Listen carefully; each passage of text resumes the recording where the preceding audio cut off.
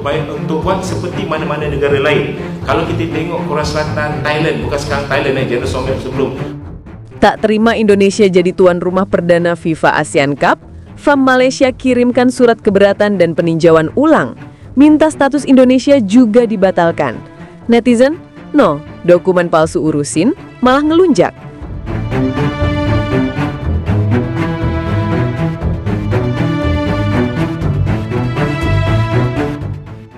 Setelah FIFA resmi menunjuk Indonesia sebagai tuan rumah perdana turnamen FIFA ASEAN Cup, euforia langsung pecah di mana-mana.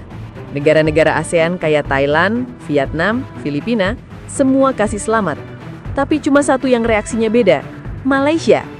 Federasi Sepak Bola Malaysia atau FAM tiba-tiba mengirim surat keberatan dan peninjauan ulang ke FIFA. Intinya, mereka minta status Indonesia sebagai tuan rumah dibatalkan. Alasannya, katanya ada faktor non-teknis dan proses pemilihan yang tidak transparan.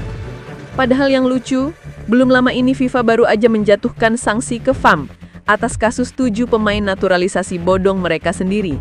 Yap, kasus yang sempat mereka sangkal berbulan-bulan itu akhirnya disahkan FIFA sebagai pelanggaran nyata.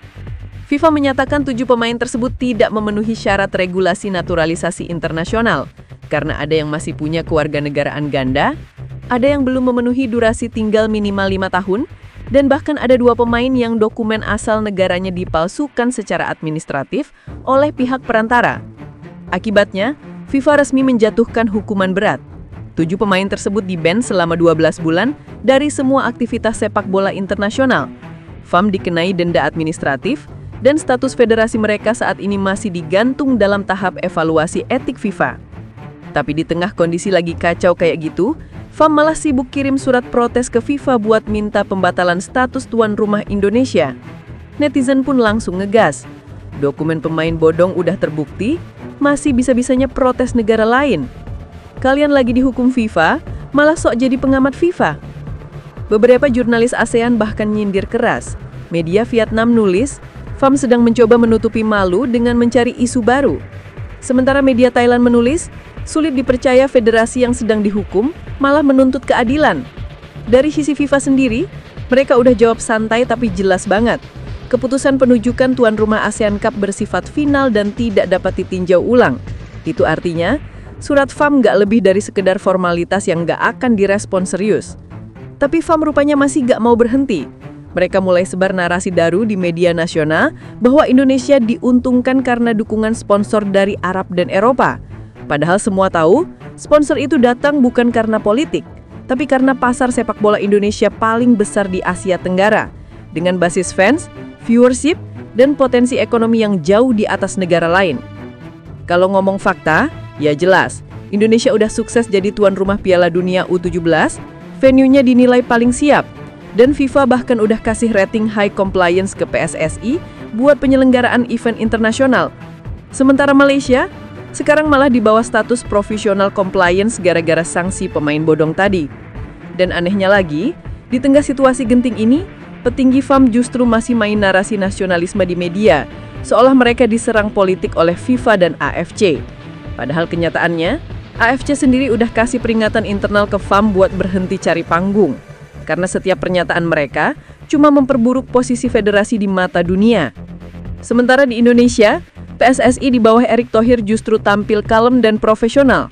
Mereka nggak ikut nyerang balik, cuma bilang, kita hormati setiap pendapat federasi lain, tapi fokus kita sekarang menyiapkan turnamen sebaik mungkin.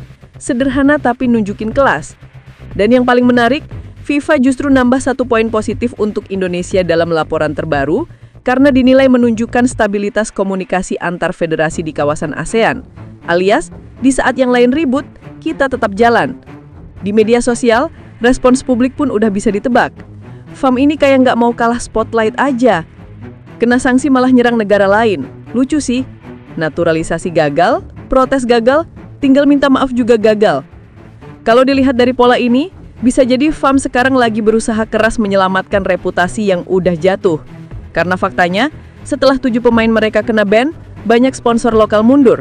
Dan sebagian program youth development mereka juga terancam nggak dapat subsidi dari FIFA Forward on 4.0. Makanya langkah protes ke Indonesia ini kayak semacam pengalihan isu. biar media Malaysia punya topik baru yang bisa menutupi kekacauan internal. Tapi yang nggak bisa ditutupi adalah kenyataan, FAM sekarang bukan cuma lagi kehilangan kepercayaan dari FIFA, tapi juga dari publiknya sendiri.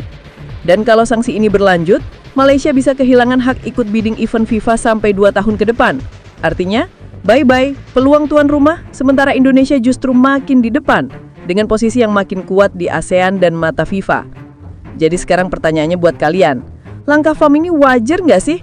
Atau mereka cuma nggak terima karena spotlight sepak bola ASEAN sekarang udah resmi pindah ke Indonesia? Tulis pendapat kalian di kolom komentar ya, biar debatnya rame tapi tetap sehat dan waras.